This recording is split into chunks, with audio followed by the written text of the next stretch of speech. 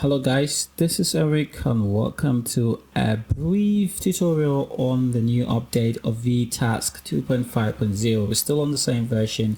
We're going to move to a major version very soon, but I thought it's been a while, so I should give you guys this amazing new features that's coming up in the new version. Let's just go to download. At the bottom of it, we've got vTask update 2023.1. From now on, that's what the version name is going to be.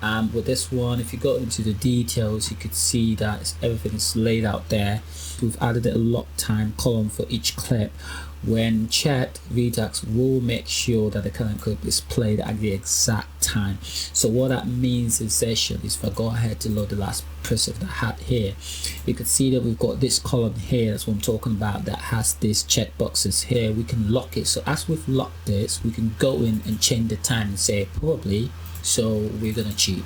Okay, so we're gonna say scheduled for 105, and then this lock time now we can also wait for that, so we can see that was scheduled for 103. This was supposed to play before this one, but when it's 103, it's gonna go onto the locked one and play it. So let's wait the 4 seconds, 3 and 2 and 1, and here we go. See, you can see that it skipped that one there, and then it's not playing this. We've also added an API functionality to control vTask over the network, but at the moment only the functions that we've introduced is to load the last saved preset, like save or start to stop, retime, connect to vMix or disconnect from vMix, and go to and play with a roll number. So let's see this in an example. I've put an example here, so I will just try that. I'm gonna clear this. Let's say nothing has been loaded, and here if I just say load, that's gonna load the last preset.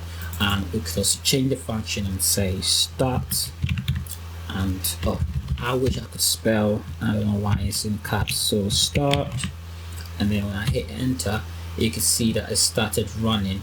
So now we can also look at some of the functions that we have. We've got retime, so we can go ahead and say retime.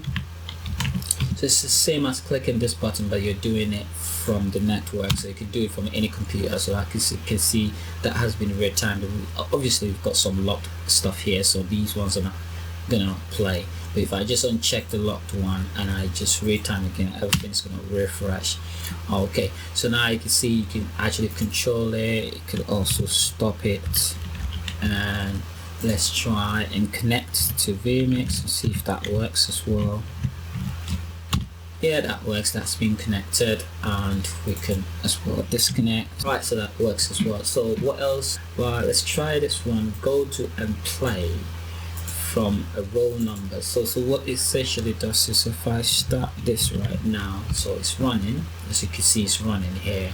I could just say go to camel case and camel case play, and then if you open parentheses and close, you could put any roll numbers. If I want to skip and go to roll 0 and start from the top, I could put 0 in there. If I hit enter, that's doing that. So for instance, I could just say skip everything else and go to roll 4. Let's go to roll 4, and I'll hit enter, and that skips and it's just playing from roll 4. And that's really an exciting thing you could do from the network, and I don't know if that's going to be useful, but this is just a tip of the iceberg. We've got a lot of things. We're going to open up the functionalities for vTask, so you can actually literally control vTask, the entirety of vTask through the network, so you can do everything. So this is just to give you a hint of what's coming up in the new version.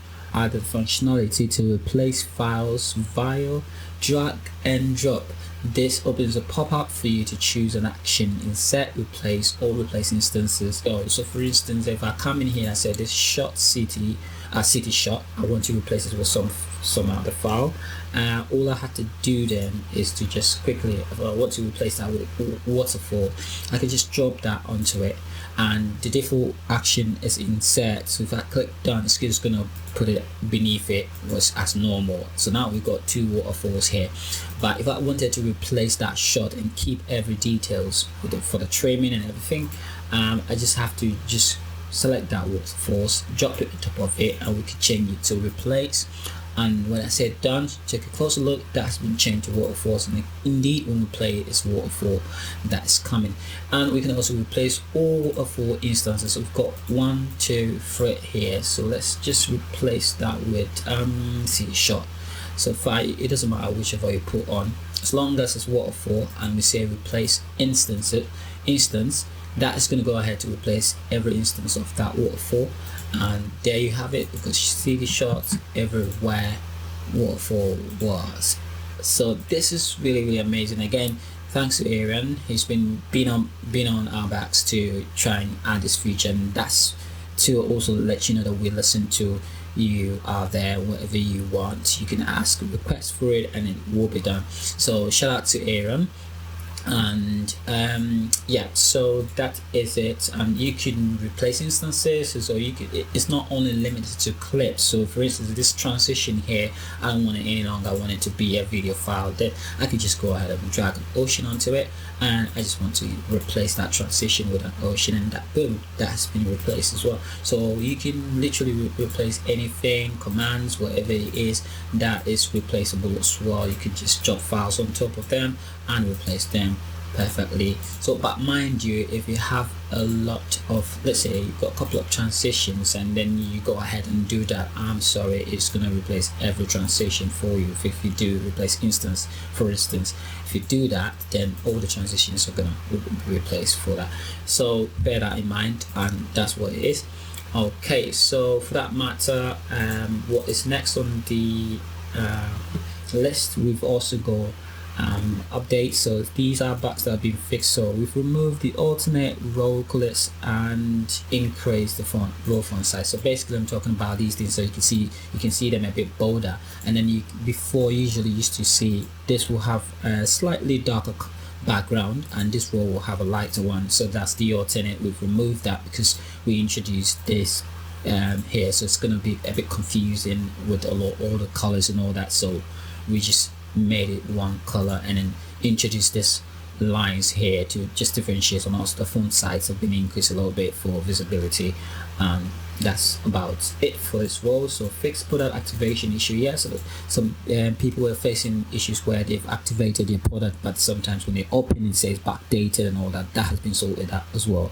If you have that issue, just let us know, and then we'll see what's happening to yours. And only allowed to save as a copy within a program. So this is essentially, for instance, if I have a program here, if you go in here and you try to add up some stuff in here, and usually before we allow you to save here, but that is not ideal, because if you see, look at the name, the title, it says my program. Before, if we allowed you to save here, it was going to save us a different name. So when I try to save us, even if I save this as any name, it still retains its name, but it just saves a copy. So if I try to load it, you can see that that copy has been saved, but that doesn't mean it's overridden the main program. So that's what this is doing. We make sure that every save that you want to do if it has to do with the program, just saving the main one, the way you've created a program. So when you save here, it goes ahead to save it anyway, so you don't have to bother yourself trying to save it here unless you want a copy of it or export it. So that's what that means. So but the save us in the main one is always going to act as if you're saving as a new name, and then it will replace it. For instance, if I click this and see that the name has changed on the title, so we are now in that file. So the next thing that we have is maintain current project file name when loading, saving as, or clearing inside the program. Again, same way. So if we're inside the program and then we clear this project, you could see before the name will go off, so that we've lost that file, but we've not lost it, we're still in the file. We just cleared the project, so it's just about deleting everything here, but we're still inside that file, so we can continue to add new things to it. That's what it's saying. So if we clear it, we save, or whatever we do, we save us, we're still inside that file, right? So fixed duration not auto calculating when loading projects. Yeah, exactly. And we had an issue where the duration of a program itself is not being calculated, but as you can see, as soon as I add something to it, automatically calculates the duration. And when you close and you come here, you've got the right duration as well. So let's just try and add some files and not try to be smart. Let's just load some files in here, and as well you can see as soon as we load files, the duration is being calculated perfectly and everything's nice.